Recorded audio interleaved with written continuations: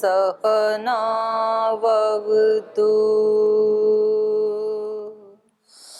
सहनौ भुनक्तु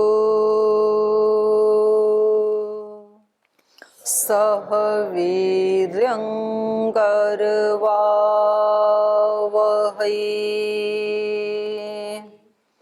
तेजस्विनावधीतमस्तु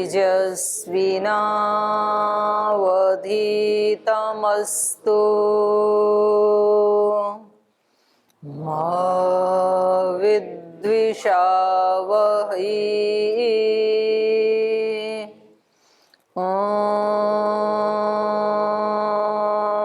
व्रतानां व्रतपते व्रतं चरिष्यामि तच्छकेयं तन्मे राध्यताम् इदमहमनृतात्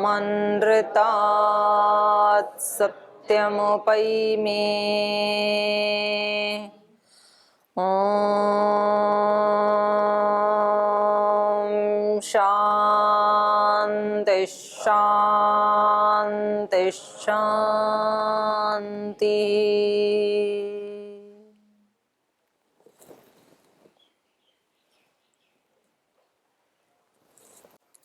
सभी असुरों के वध के पश्चात मारीच, सुबाहु और उनके सहयोगी जो असुर थे, उनके वध के बाद उन्होंने अपने गुरु से पूछा, राम लक्ष्मण ने, कि आपके आदेश का हमने पालन किया, अब आगे हमारे लिए क्या आदेश है। तो मुनि तो मौन हैं, लेकिन उनके सहयोगी जो ऋषि हैं उन्होंने बताया कि अभी हम महाराज जनक के यहाँ जा रहे हैं और उन्होंने एक बड़े यज्ञ का आयोजन किया है, तो आप भी उसमें हमारे साथ आ सकते हैं। और उसमें यज्ञ का तो आप लाभ उठाएंगे ही, इसके साथ ही वहाँ एक कोई बहुत ऐतिहासिक धनुष है राजा जनक के पास, तो उसे भी आप देख सकते हैं, जो कभी देवों ने ही उनको यज्ञ के फल के रूप में प्रदान किया था। और वो ऐसा धनुष है कि आज तक कोई उसे हिला भी नहीं पाया, न देव, न दानव, न असुर, न राक्षस, न गंधर्व, कोई भी, ना कोई मनुष्य। तो इतना अद्भुत है वो, बहुत सुंदर धनुष है। और महाराजा दशरथ उसकी पूजा धूप दीप आदि से ऐसे ही करते हैं जैसे कोई अपने इष्ट देव की पूजा करता है। तो इस प्रकार कह करके ऋषियों सहित उन सब ने वहां से आश्रम से प्रस्थान किया, सिद्ध आश्रम से।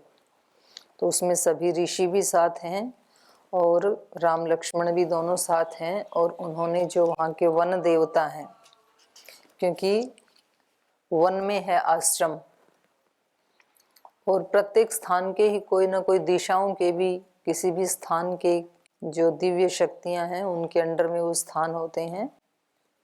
तो उन्होंने उनसे अनुमति ली, उनको प्रणाम किया। इतना हमने पढ़ा था 14 श्लोक तक। अब इसके आगे कोई आपका प्रश्न है तो पहले पूछ सकते हैं। दीदी प्रणाम। जी दीदी, उस दिन एक प्रसंग आया था कि हम जब पढ़ते रहते हैं तो कभी कभी ऐसा लगता है कि पढ़ने की इच्छा नहीं होती, तो आपने कहा तो उस बीच में तो आप कुछ दूसरा काम कर लो। तो अगर हम ऐसे ही मन तो बार बार कहते रहेंगे, हमें थोड़ी देर बाद अभी इच्छा नहीं है और इच्छा नहीं हुई, अगर हम मन के सुन के फिर दूसरा काम करने लगे तो फिर हमारा तो यह संकल्प फिर टूट जाएगा ना बीच बीच में। नहीं, तो मन के और आपके बीच में तनातनी मत करो कि तू यदि उधर जाने को कह रहा है, मैं तेरे को अभी बताऊं, ऐसे उसके साथ लड़ाई झगड़ा मत करो, क्योंकि मालिक आप हैं, मन आपका ही है। तो अपने मन के साथ अपने छोटे बच्चे जैसे ट्रीट करना चाहिए। तो कभी तो उसको सख्ती से उसको बताना पड़ता है, तो कभी प्रीति से बताना पड़ता है। तो अलग अलग समय में अलग अलग बिहेव होगा मन के साथ भी। यदि मन वास्तव में थका हुआ है तो उस समय फिर उसको सताना नहीं चाहिए, उसको दूसरे काम में लगाना चाहिए। और मन थका हुआ नहीं है, प्रमाद कर रहा है, ऐसे ही आलस्य कर रहा है, तब उसको लगाना चाहिए। तो हमें कैसा मन आपका एक यंत्र है। आप तो साक्षी हो ना अपने मन के, कि आपके मन ने कितनी पढ़ाई कर ली, सुबह से अब तक। तो यदि वो वास्तव में 8-10 घंटे हो गए उसको, तो थक गया तो दूसरे काम में लगा दो, कोई बात नहीं। आधे घंटे बाद पढ़ लेना, 1 घंटे बाद पढ़ लेना। पूरे दिन से पढ़ रहा है, रात को थक गया तो कोई बात नहीं, सो जाओ, सुबह जल्दी उठ जाना, 2 बजे उठ जाना, 3 बजे उठ के पढ़ लेना। लेकिन मन के साथ व्यवहार अच्छा करना है, अपने मन के साथ, क्योंकि वो ही हमारा सब प्रयोजन सिद्ध करने वाला साथी है। और युगों युगों से वो ही साथ चल रहा है और आगे भी वही साथ चलेगा। यहाँ वाले साथी तो छूट जाते हैं। तो हमेशा फिर उनको बहलाते रहेंगे तो फिर उनकी आदत भी खराब हो जाएगी। तो मैं कब कह रही हूँ उसकी आदत खराब करो, खूब समझा के रखो, जैसे भी रखना है उसका ठीक से सदुपयोग करो, बस इतनी बात है ना। तो आपको ये लगता है कि पिटाई करने से ठीक चलेगा तो खूब करो, मैं कब आपको छुड़ाने आऊंगी कि आप अपने मन की पिटाई मत करो। अगर आपको वो भी ठीक है, कंट्रोल करके तो रखना ही है। तो जब मैं ये कहती हूँ, मैं नहीं कहती हूँ, मैंने तो योग दर्शन का सुनाया था आपको श्लोक, तो तब मैं ये नहीं कह रही हूँ कि आप अपने मन को पूरा लिबर्टी दे दो, जहाँ जाए वहां जाने दो, ऐसे थोड़ी कह रही हूँ। बस इतना ही है कि थक गया हो तो दूसरे काम में लगा दो। प्रणाम दीदी जी। कल आप कह रहे थे, कुछ चर्चा चल रही थी कि हम कुछ भी चीज़ देखते हैं या हम कुछ भी हम प्राप्त करते हैं तो हमको भगवान के लिए धन्यवाद कहना चाहिए। तो और कहते भी हैं कि अपने से बड़ों के लिए कभी धन्यवाद नहीं कहते, तो धन्यवाद शब्द तो छोटा है। तो हम कैसे समझे, भगवान जी तो सबसे बड़े हैं, सारा कुछ तो उनका है, तो हम उनके लिए धन्यवाद शब्द तो उनके लिए छोटा है, तो उनके लिए हम क्या कहें? धन्यवाद ही कह दिया करो। और धन्यवाद धन्यवाद का मतलब है, ये शब्द महत्वपूर्ण नहीं है, कृतज्ञता महत्वपूर्ण है, वो भाव महत्वपूर्ण है, शब्द नहीं है। धन्यवाद धन्यवाद कह रहे हो और मन में कृतज्ञता होती नहीं है। जैसे आप चलते हो और आपकी कोई चीज पड़ गई, आपका पेन गिर गया, रुमाल गिर गया, किसी ने उठा के दे दिया, तो वो एक सामान्य क्रिया है। और आप भी जब थैंक यू बोलते हो तो सामान्य क्रिया ही होती है, आप बोलते हो थैंक यू, तो कोई बहुत अंदर से गहरी कृतज्ञता उमड़ पड़ी है ऐसा नहीं है। एक लोक व्यवहार है, किसी ने थोड़ी सहायता कर दी, आपने उसको धन्यवाद बोल दिया। और गहरी कृतज्ञता कब होती है? जब किसी हमारे माता पिता ने, किसी गुरुजन ने, किसी हमारे अपने संबंधी ने बहुत बड़ा उपकार किया, तब हम धन्यवाद बोलते भी नहीं है और हृदय कृतज्ञता से भरा रहता है हमारा। ऐसा होता है कि नहीं होता कभी? तो महत्वपूर्ण बात ये थी कि कृतज्ञता से भरे होना चाहिए। आप शब्द ना भी बोलो तो चलेगा, भगवान को धन्यवाद बोलो।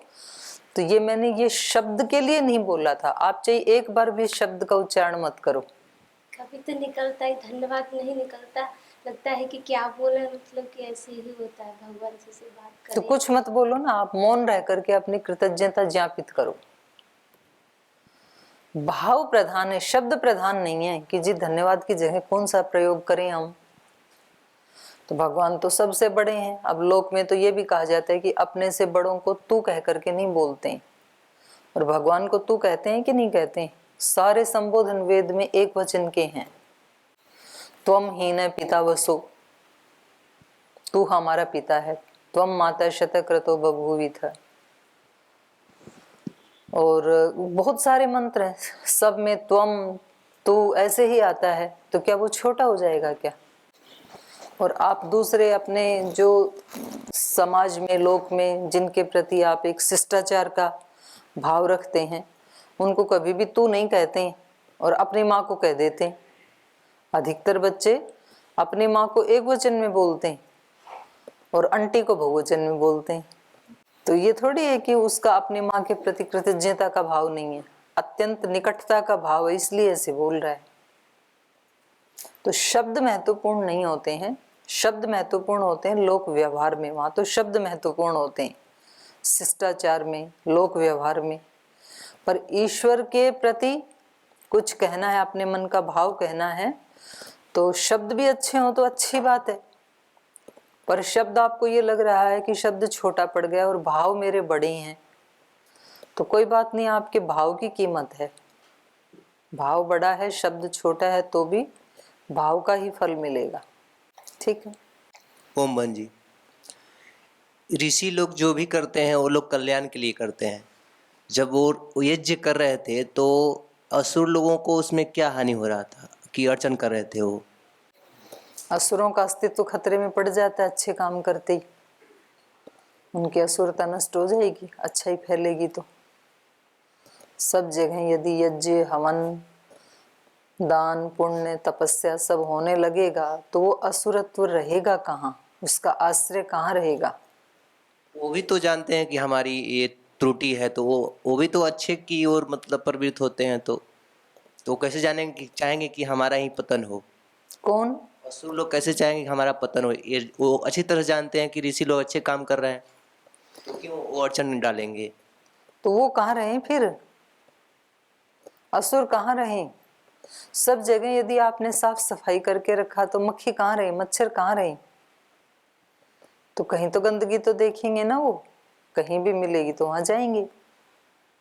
असुरों में भी मतलब महान से महान लोग देखने को मिला है, तो वो उनके अंदर ऐसा, वो भी तो वो नहीं इंसान करते हैं, वो तो खुद भी यज्ञ करते हैं। आपने पीछे तो उसका देखा, दैत्य का, बलि का। जी। तो जो अच्छे हैं वो नहीं बिगाड़ते हैं, जो बुरे हैं वो ही बिगाड़ते हैं। मनुष्य में सब मनुष्य एक जैसे होते हैं क्या? ऐसे ही असुरों में भी सब असुर एक जैसे नहीं होते हैं। पर एक सामान्य रूप से ये कहा जाता है कि मनुष्य किस स्वभाव वाले होते हैं? लेना और देना, इस स्वभाव वाले होते हैं। और देव होते हैं केवल देने के स्वभाव वाले, और असुर होते हैं केवल लेने के स्वभाव वाले। तो ये एक कॉमन कथन है। जैसे अच्छे बुरे आत्माएं सब जगह होती हैं। जी। हिंसक प्राणियों में भी प्रेम करुणा होती है कि नहीं होती है?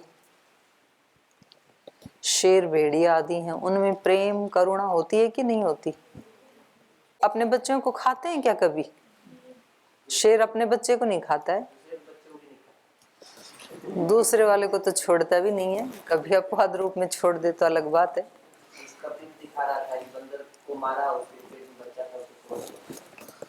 हाँ, तो ऐसे थोड़ी तो करुणा होती है उनके दिल में, और नहीं तो कम से कम अपने वालों के प्रति तो होती है। अपने झुंड वालों को भी नहीं मारते, इतना तो पता है उनको। तो उनमें भी थोड़ा तो होता ही है करुणा, प्रेम। तो अच्छी और बुरी चीजें सब जगह होती हैं, हमारे अंदर भी दोनों है। देवत्व भी है, असुरत्व भी है। बाहर जो आलंबन मिलता है वही अभिव्यक्त हो जाता है। हेतु फलाश्रय आलंबनई संग्रहितत्वा तेषाम अभावे तद अभाव है। जैसा जैसा हेतु, फल, आश्रय, आलंबन इसके सामने आता है, कोई बहुत धर्मात्मा व्यक्ति आता है तो हमारा भी अंदर से पुण्य जागृत हो जाता है। वहाँ हम इतने विनम्र हो जाते हैं, ऐसे सहज हो जाते हैं, परोपकारी हो जाते हैं। कोई ऐसा ऋषि हमारे सामने आए तो वो गुण अभिव्यक्त हो जाते हैं। कोई घमंडी व्यक्ति आए तो पूरे तन जाते हैं, हम भी आ जा तू अपने आप को ज्यादा समझता है तो हम कौन से कम है तेरे से। कोई झगड़ा करने वाला आए तो एक बोलेगा तो चार बुलवाएगा, ऐसे बोलते हैं हम। कोई हमारे ऊपर प्रहार करना चाहे तो हम भी उठा लेते हैं। हमारे पास जो भी हो, कुछ भी ना हो तो खड़ा हूँ उठा लेंगे, पैर में से निकाल लेंगे। तो हमारे अंदर सारे संस्कार हैं। तो जैसा बाहर आलंबन हेतु मिलता है वैसा अभिव्यक्त हो जाता है। जी। ओम दीदी जी, ये अध्यात्म की परिभाषा के बारे में हम चिंतन कर रहे थे, तो शायद ऐसा भी हो सकता है कि जो हमने सोचा, अध्यात्म को हम एक स्टेट ऑफ प्योरिटी बोल सकते हैं। जैसे परमात्मा एक सोर्स है उस शुद्धता का, तो जो हम यज्ञ कहते हैं, साधना, अष्टांग योग, एक निमित्त है उस शुद्धता की ओर बढ़ने के। तो ऐसा हो सकता है क्या? हाँ, एक स्टेट ऑफ प्योरिटी कह सकते हैं जी। एक प्योरिटी क्यों कह रहे हो आप? शुद्धता का। जितने भी शुद्ध अच्छे गुण हो सकते हैं जी वो सब उसमें शामिल करो। जी। केवल मात्र प्योरिटी तो यम नियमों में से एक है। शौच, संतोष, तपस्या, ध्येय, परिधान में से एक है वो तो ऐसे 10 गुण बताए ना। नहीं, ये हिंसा हो गया, ये भी तो एक शुद्धता का ही वो है ना। सिर्फ सोच तो नहीं कह सकते। अहिंसा, ब्रह्मचर्य, परिग्रह, मन की शुद्धि, इसमें भी तो एक मन की शुद्धि की तरफ ही संकेत हो रहा है। हाँ जी हाँ, ये ठीक है, जी वो सब अंतःकरण की शुद्धि के लिए है। जी। ठीक। और जी एक हम ये श्री अरविंद जी की पुस्तक पढ़ रहे थे, उसमें एक ये वाक्य था, उसके बारे में पूछना था। मनुष्य जड़ तत्व की ओर जितना नीचे उतरता जाता है उतने ही अधिक विरोध का सामना उसे करना पड़ता है।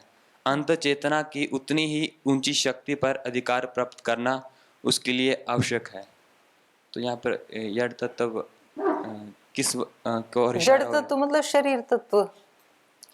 तो जितना इंद्रिय शरीर इसके स्तर पे आप उतरते जाते हैं तो इसी के सुख दुख आपको अपने सुख दुख मालूम पड़ते हैं, फिर उसी को प्राप्त करने के लिए आप उनके पीछे भागते हैं, तो उतने ज्यादा फिर विरोध होंगे। तो वहां भी तो सांख्य दर्शन में भी आया ना, शेनवत सुख दुखी त्याग वियोगाभ्याम। शेन बाज पक्षी को बोलते हैं ना, पढ़ लिया आपने? नहीं पढ़ा? अभी नहीं पढ़ा आपने? आप फर्स्ट ईयर में हो जी तो आपके यहाँ तो लगा है अभी योग और सांख्य। जी अच्छा, सेकंड सेमेस्टर में, ठीक। तो वहां एक सूत्र आता है, शेनवत सुख दुखी त्याग वियोगाभ्याम। बाज पक्षी ने अपने मुख में मांस का टुकड़ा ले रखा है और उड़ रहा है आकाश में, और सब पक्षी उसके पीछे दौड़ रहे हैं, क्योंकि वो कहते हैं हमारा भी हिस्सा है इसमें, हमें भी दो। तो वो उसके ऊपर प्रहार करते हैं अपने मुख से, अपनी चोंच से बाज के ऊपर। वो छोड़ना नहीं चाहता है। तो ये दुख किसके कारण है? पकड़ रखा है ना उसने, इसलिए इतना दुख उठा रहा है। वो वियोग नहीं करना चाहता उसका, तो उसको वियोग में दुख मालूम पड़ता है, तो इसलिए वियोग का दुख बड़ा लगता है और ये प्रहारों का दुख छोटा लगता है। तो इतने प्रहार पक्षियों के सहन करके भी उसको छोड़ना नहीं चाहता है। लेकिन जैसे ही उसको पता लगा कि इसको छोड़ने में ही सुख है, तो उसने फेंक दिया उसको अपने मुंह से, त्याग कर दिया, खुद ही सुखी हो गए। सारे पक्षी उसको छोड़ दिया उसको प्रहार करना। तो व्यक्ति से कोई चीज बिछुड़ जाती है, उसका वियोग हो जाता है, तो उसको बहुत कष्ट होता है। और खुद ही दान दे देता है तो बिल्कुल कष्ट नहीं होता है। आप खाना खाने बैठे और आपके सामने से कोई थाली उठा ले तो आपको कष्ट होगा, और किसी दिन खुद ही उपवास कर लें तो कष्ट नहीं होगा, क्योंकि वहां त्याग है, दूसरी जगह वियोग है। त्याग तब करेंगे इसका जब आपको इससे वैराग्य हो जाएगा, आप ऊंची चेतना में चढ़ेंगे, तो आपको शरीर के इंद्रियों के आकर्षण फीके लगने लगेंगे, तो त्याग करोगे। और जब तक वैराग्य नहीं है, जब तक इन्हीं में आसक्ति है और वो मिल नहीं रहे हैं, तो व्यक्ति परेशान होता है। फिर आगे का कुछ मिला नहीं और इधर से रोक दिया किसी ने, तो फिर चले जाते हैं ना गुरुकुल में से। एक बार तो घर छोड़ के आ गए थे और यहाँ आकर के अंदर का अध्यात्म का कोई सुख मिला नहीं, और संसार वाला यहाँ पे रोक दिया कि आप ऐसा खाना नहीं खाएंगे, आप यहाँ टीवी नहीं देखेंगे, ऐसे वस्त्र नहीं पहनेंगे, इतनी देर नहीं सोएंगे, ऐसी दिनचर्या होगी। बाहर वाला सुख तो रोक दिया और आगे वाला मिला नहीं, तो फिर भाग जाते हैं यहाँ से 4-6 महीने में, 1 साल में, 2 साल में। ठीक है। ये चेतना की बात, अंत चेतना की उतनी ही ऊंची शक्तियों पर अधिकार प्राप्त अंतस करना। चेतना मतलब आत्मा, जी और निम्न चेतना जड़ चेतना मतलब शरीर की चेतना। जी। अध्यात्म दृष्टि से जड़ तत्व सबसे अधिक कठिन स्थल है, परंतु पूर्ण विजय का क्षेत्र भी वही है। तो जड़ तत्व को पूर्ण विजय क्षेत्र क्यों कहा गया? क्योंकि आप परीक्षा कहाँ देंगे, यहाँ जड़ तत्व में ही आके देनी पड़ेगी आपको। आप कमाई तो अंदर करेंगे, अंतः चेतना में ध्यान लगाएंगे, समाधि लगाएंगे, और वहां से जो एनर्जी ली उसको लेकर के जब लोक व्यवहार में आप अपने आप को बैलेंस करके दिखाएंगे, तब माना जाएगा। तो इसलिए इसको परीक्षा देने वाले क्षेत्र को उन्होंने क्या बोला, शब्द क्या दिया, बड़ा, परंतु पूर्ण विजय का क्षेत्र भी पूर्ण वही है। विजय का क्षेत्र बोला उन्होंने। पूर्ण विजय तभी तो मानी जाएगी तो आप एकांत में तो सत्यवादी हो सकते हैं, लेकिन आप ग्रुप में रह के भी सत्य बोलते हैं, तब वो पूर्ण विजय मानी जाएगी सत्य के ऊपर। तो सभी महापुरुषों ने ऐसे ही किया, पहले साधना करने के लिए एकांत में गए, फिर परीक्षा देने के लिए संसार में आई। महर्षि दयानंद भी ऐसे ही हिमालय में घूमते रहे, महात्मा बुद्ध भी ऐसे ही चले गए, भगवान महावीर भी चले गए। सभी महापुरुष एकांत में जाके अपनी शक्तियों का अर्जन करते हैं, फिर यहाँ आकर के लोक में उसकी परीक्षा देते हैं। धन्यवाद। ओम दीदी जी, एक जैसे अभी राम जी जब इधर आए हैं तो घर से निकले लगभग उनकी 16 वर्ष उम्र थी जी, तो 8 से 25 तक तो गुरुकुल में होते हैं, 16 वर्ष ऐसे फिर कैसे घूम रहे हैं? तो जल्दी पढ़ लिए होंगे, इनका गुरुकुल तो वहीं थे ना, महर्षि वशिष्ठ अयोध्या में ही, तो सारी शिक्षा फटाफट पूरी कर डाली होगी इन्होंने 16 साल में।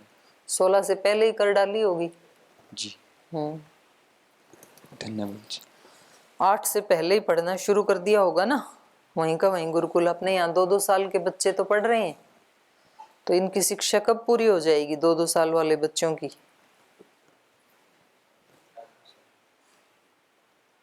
कर देंगे 10-1 साल में। तो 6 साल के हैं, 10 साल में सारी विद्याएं पढ़ डालेंगे, तो 16 साल में उनको सब शास्त्र उपस्थित रहेंगे। चलिए आगे पढ़ते हैं। तो इन्होंने वन देवताओं को आमंत्रित करके और वहां से प्रस्थान किया।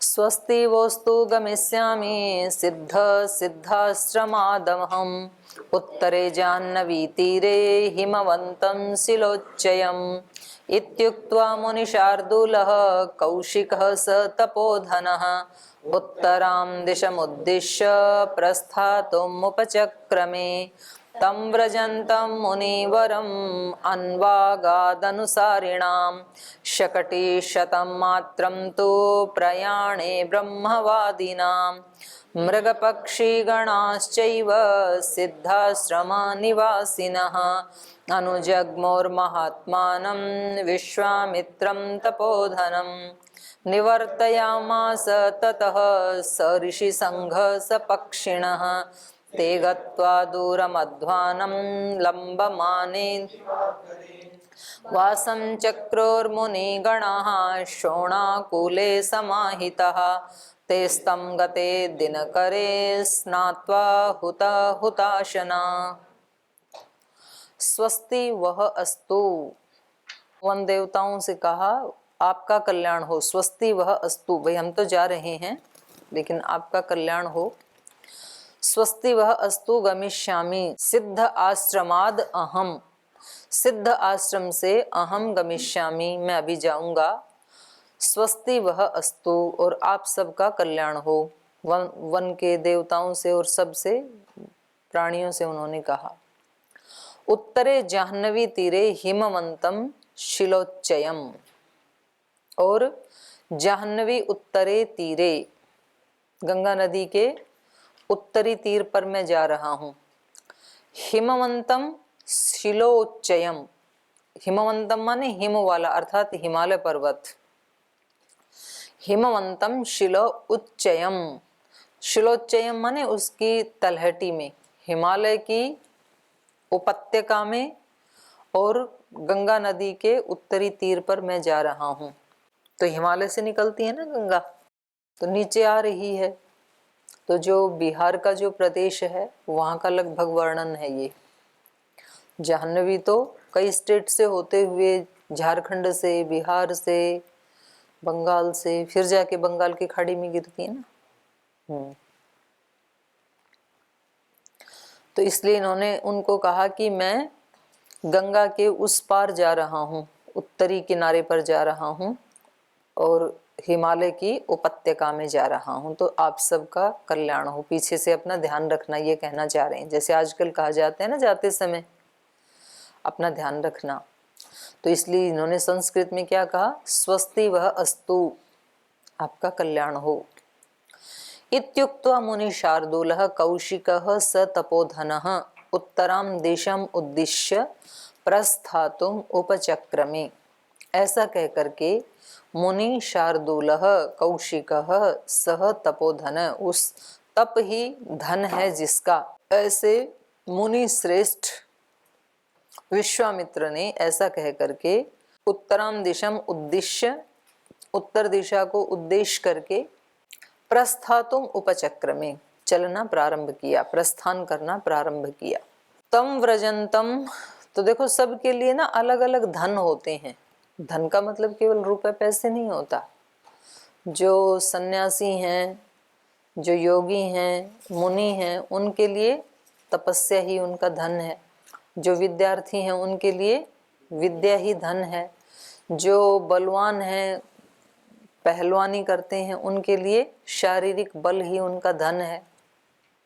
जो बहुत प्रतिष्ठित चरित्रवान लोग हैं उनके लिए प्रतिष्ठा और चरित्र ही उनका धन है।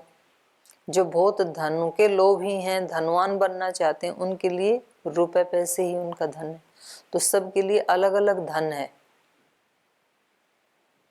तो सन्यासियों के लिए इन्होंने क्या बताया? तपोधन, तप जितना किया जा सके वो उनके लिए धन है। तो जैसे श्रद्धेय स्वामी जी महाराज तप करते हैं, अनेक अनेक प्रकार के द्वंद्वों से रोजाना बाहर निकलते हुए, अपने शरीर को, अपनी इंद्रियों को कष्ट देते हुए भी उन लक्ष्यों को पूरा करके और दूसरे को सुख देना, दूसरे को दे देना, ये तपस्या का भाव है। तो जो सन्यासी हैं उनके मन में भाव कैसा होना चाहिए? तपस्या का। तपस्या को बढ़ाना चाहिए सन्यासियों को। यदि सन्यासी होकर के तपस्या नहीं कर रहा है तो फिर सन्यास का कोई फायदा नहीं है। और तपस्या का मतलब क्या है? तपो द्वंद्व सहनम। तो द्वंद्व आते ही रहते हैं। तो हम जो बाहर के शरीर के जो तप हैं वो तो कर लेते हैं कि हम सर्दी आ गई अब स्वेटर नहीं पहनेंगे, ये भी एक तप है। लेकिन स्वेटर पहनने से ज्यादा हानि नहीं होती है। लेकिन मन में जब थोड़ा भी कुछ प्रतिकूल होता है और उसमें हम राग द्वेष बना के बैठ जाते हैं, उससे ज्यादा हानि होती है। वो वाला तप करना चाहिए। हम ठंडी में भी ठंडे पानी से ही नहाएंगे, गर्म से नहीं नहाएंगे, ये भी एक तप है। हम जूते नहीं पहनेंगे, ये भी एक तप है। छाता बारिश आ रही है तो नहीं ले जाएंगे, ये भी तप है। हम खाने में नमक मिर्च नहीं डालेंगे, उबला हुआ खाएंगे, ये भी तप है। ये सब तप हैं। लेकिन ये तो शरीर के तप हैं। मन के तप क्या है? राग द्वेष मोह जहां जहां उपस्थित होता है उसको हराना, उसको नष्ट करना, उसको पहचानना पहले तो, और फिर उसको नष्ट करने के लिए यत्न करना, प्रयास करना। और वो ज्यादा जरूरी है। शरीर वाला थोड़ा कम भी रहेगा तो उससे बहुत ज्यादा हानि नहीं होगी,